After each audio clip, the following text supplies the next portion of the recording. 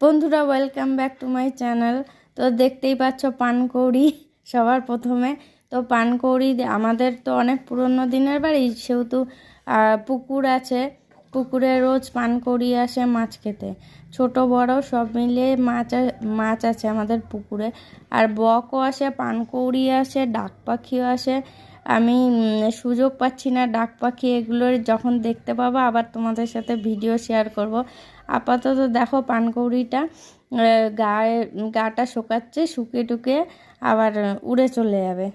রোজই মাছ খেতে আসে কম বেশি, এবার আজকে দেখতে পেলাম তাই ভিডিওটা বানালাম।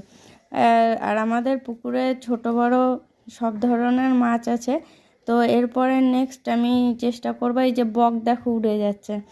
তো নেক্সট যে ভিডিওতে আমি শেয়ার করার চেষ্টা করব আমাদের পুকুরে কী মাছ আছে না আছে, তোমাদের সাথে দেখা